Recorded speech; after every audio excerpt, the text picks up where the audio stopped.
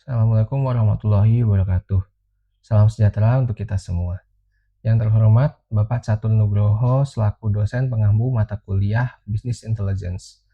Perkenalkan, saya Aditya Nofrizal, mahasiswa S1 Program Studi PJJ Manajemen kelas MJ804.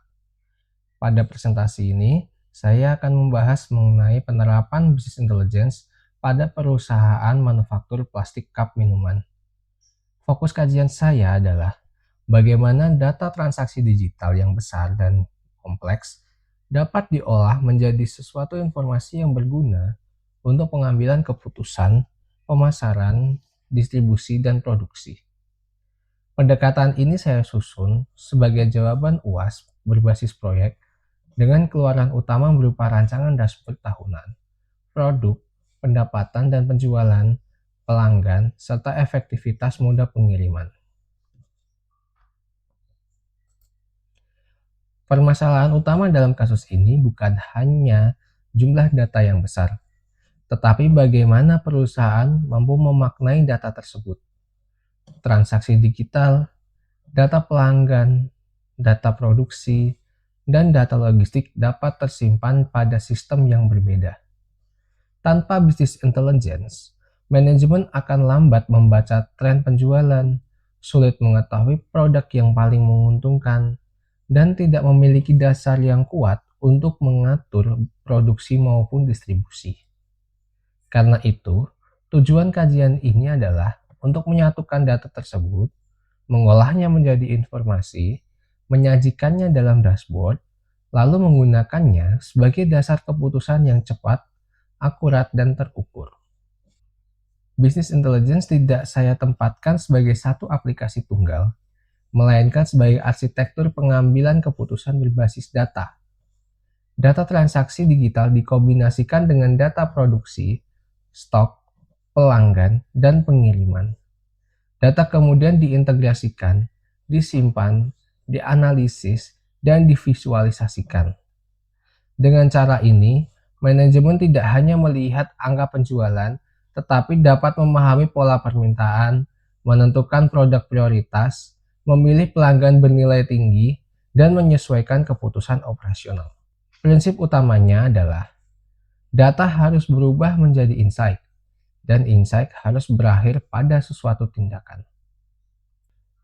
Ini adalah alur kajian yang akan saya gunakan. Tahap pertama adalah mengidentifikasi kebutuhan bisnis dan KPI yang harus dijawab. Misalnya, ada penjualan tahunan, kinerja produk, segmen pelanggan, dan pengiriman. Tahap kedua adalah pengumpulan data dari transaksi, produksi, gudang, pelanggan, dan logistik. Tahap ketiga adalah ETL, yaitu extract, transform, dan load. Agar data tersebut dibersihkan terlebih dahulu, distandarkan, lalu diintegrasikan. Kemudian setelah itu, data disimpan dalam data warehouse sebagai pusat data historis. Data tersebut kemudian dianalisis menggunakan OLAP, KPI, dan bila diperlukan, data mining. Hasilnya disajikan dalam dashboard yang menghasilkan rekomendasi untuk produksi, pemasaran, distribusi, dan pelayanan pelanggan. Slide ini menunjukkan arsitektur data yang saya sarankan. Sumber data berasal dari marketplace, point of sale, atau business to business, produksi, gudang, dan pengiriman. Data tersebut tidak boleh langsung dipakai karena dapat mengandung duplikasi, perbedaan nama SKU, harga yang tidak konsisten, retur barang, atau data pelanggan yang belum rapi. Dari data-data yang kurang rapi tersebut, makanya dibutuhkan proses ETL. Setelah distandarkan, data tersebut masuk ke data warehouse, sehingga perusahaan memiliki satu sumber kebenaran untuk laporan. Lapisan BI ini kemudian menggunakan data tersebut untuk OLAP, KPI, dashboard, forecasting, dan alert. Tata kelola ini juga penting agar definisi KPI itu konsisten, datanya dapat diaudit, dan akses data pelanggan tetap aman. Pada slide ini, saya akan menampilkan contoh dashboard tahunan. Angka-angka dalam grafik ini merupakan data dummy dan bukan data yang sebenarnya. Namun, semoga bisa memberikan gambaran. Nah, 5 KPI di atas ini memberikan ringkasan cepat tentang pertumbuhan penjualan, utilisasi produksi, tingkat retur, perputaran stok, dan ketepatan pengiriman. Grafik garis menunjukkan bahwa permintaan, produksi, dan penjualan sama-sama meningkat dari kuartal pertama hingga kuartal keempat. Namun, permintaan akan selalu berada sedikit di atas produksi dan penjualan. Secara manajerial, pola ini menjadi sinyal bahwa kapasitas produksi dan persediaan harus disiapkan lebih awal agar perusahaan tidak mengalami stock out saat permintaan mencapai pada puncaknya di kuartal ketiga dan kuartal keempat. Laporan kinerja produk akan menjawab pertanyaan tersebut. Produk mana yang paling banyak terjual dan apa tindakan yang perlu dilakukan? Pada contoh ini, cup ukuran 16 ons memiliki volume paling tinggi, yaitu sekitar 450.000 unit, dan cup dengan ukuran 22 ons berada paling rendah di sekitar 280.000 unit. Namun, keputusan ini tidak boleh hanya berdasarkan volume. Perusahaan harus tahu dan juga melihat mengenai margin kotor, tingkat return atau cacat, persediaan, dan kontribusi masing-masing SKU terhadap pendapatan. Jika cup ukuran 16 ons tersebut mempunyai permintaan dan margin yang baik, kapasitasnya bisa ditingkatkan. Jika cup ukuran 22 ons memiliki volume rendah, tetapi marginnya tinggi, maka perusahaan dapat mengulangi kembali promosi atau segmentasi pasar. BI juga dapat menghubungkan retur dengan batch produksi untuk membantu menemukan penyebab masalah kualitas. Pada slide ini menunjukkan contoh laporan pendapatan dan penjualan tahunan secara simulatif. Dalam simulasi ini, revenue meningkat dari sekitar 2,1 miliar rupiah pada Januari menjadi 4,3 miliar rupiah pada Desember. Di saat yang sama, margin juga meningkat dari sekitar 21% menjadi 28%. Karena unit revenue dan margin berbeda, kedua garis tersebut tidak boleh dibandingkan berdasarkan tinggi garisnya. Sehingga yang perlu dibaca adalah arah trennya masing-masing. Di sebelah kanan, diagram donat menunjukkan komposisi kanal penjualan. Bisnis to bisnis mereka menyumbang sekitar 38% dan marketplace 34%. Sehingga keduanya menjadi kanal yang dominan. Insight-nya adalah perusahaan perlu menjaga ketersediaan stok dan layanan yang untuk kanal dominan, tetapi tetap harus mengevaluasi margin, diskon, ongkos kirim, dan retur agar kenaikan revenue benar-benar menghasilkan kinerja yang sehat. Laporan segmen pelanggan digunakan untuk membangun Customer 360 Degree View. Pada contoh simulatif ini, donut chart menunjukkan kontribusi revenue per segmen, sedangkan diagram batang menunjukkan repeat order. Nah, chain restoran menyumbang sekitar 30% revenue dan memiliki repeat order sekitar 76%. Distributor juga cukup kuat dengan kontribusi sekitar 22% dan repeat order 69%. Cafe dan UMKM menyumbang 26% revenue dengan repeat order 58%. Nah, dari dua grafik ini, perusahaan dapat membagi strategi untuk setiap segmennya. Chain restoran dapat ditawarkan kontrak volume dan SLA pengiriman.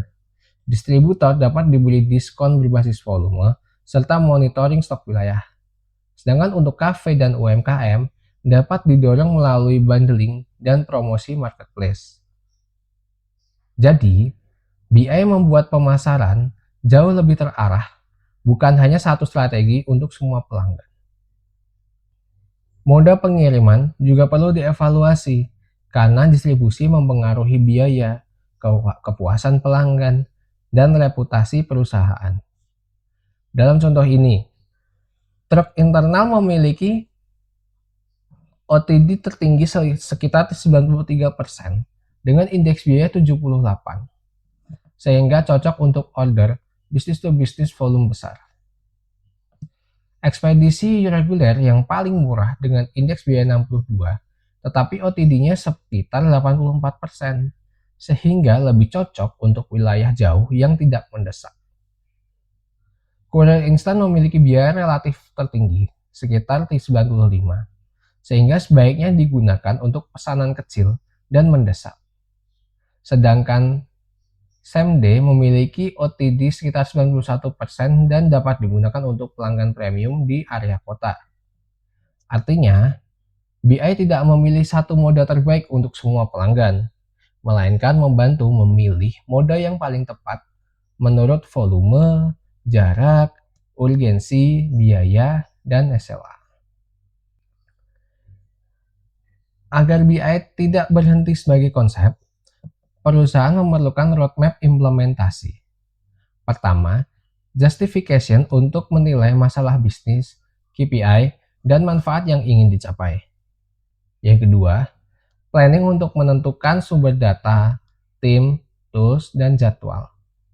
Ketiga, bisnis analisis untuk memahami kebutuhan pengguna dari produksi, penjualan, gudang, pemasaran, dan logistik. Keempat, desain dan build untuk membangun ETL, data warehouse, model analitik, dan dashboard. Terakhir, deployment berupa uji coba, pelatihan, audit, dan perbaikan berkelanjutan. Nah, pada materi kuliah kita sebelumnya, sebetulnya memisahkan antara desain dan construction sebagai dua tahap. Namun, pada visual ini saya gabungkan agar terlihat lebih ringkas. Solusi utama yang perlu dikendalikan adalah kualitas data rendah, dashboard yang tidak sesuai dengan kebutuhan, rendahnya adopsi pengguna, dan keamanan data. Penerapan BI tidak boleh hanya sekedar dilihat dari aspek teknis. Karena BI mengelola data pelanggan, transaksi, serta pengiriman, maka perusahaan harus memperhatikan hukum, etika, dan keamanan. Secara legal, data pelanggan digunakan hanya untuk tujuan bisnis yang sah dan akses dashboard dibatasi sesuai dengan perannya. Secara etis, manajemen tidak boleh menggunakan data yang diketahui tidak akurat atau membuat visualisasi yang menyesatkan. Dari sisi keamanan, data warehouse perlu dilindungi dengan kontrol akses, backup, enkripsi, dan audit log. Pada perusahaan plastik cup ini, riwayat transaksi, profil pelanggan, alamat pengiriman, dan pola pembelian merupakan aset yang penting. Tetapi sekaligus harus dijaga agar tidak menimbulkan resiko hukum maupun reputasi. Kesimpulan dari kajian ini adalah Business Intelligence sangat relevan diterapkan pada perusahaan manufaktur plastik cup minuman. Di bidang pemasaran, BI membantu memilih segmen pelanggan, kanal, dan promosi yang paling efektif. Di bidang distribusi, BI membantu menentukan moda pengiriman berdasarkan biaya, ketepatan waktu, volume, dan urgensi. Di bidang produksi, BI membantu merencanakan kapasitas, stok, dan prioritas SKU berdasarkan tren permintaan. Dengan demikian, BI bukan hanya menghasilkan laporan, tetapi mendukung keputusan yang lebih cepat, lebih akurat, dan lebih terukur. 5 output utama yang saya usulkan adalah yang pertama, dashboard tahunan, dashboard produk, dashboard revenue dan penjualan, dashboard pelanggan, serta dashboard efektivitas pengiriman. Demikian pemaparan hasil ujian akhir semester saya. Terima kasih yang sebesar-besarnya atas waktu dan ilmu yang Bapak berikan selama 1 semester ini. Mohon maaf apabila terdapat kesalahan kata. Wassalamualaikum warahmatullahi wabarakatuh.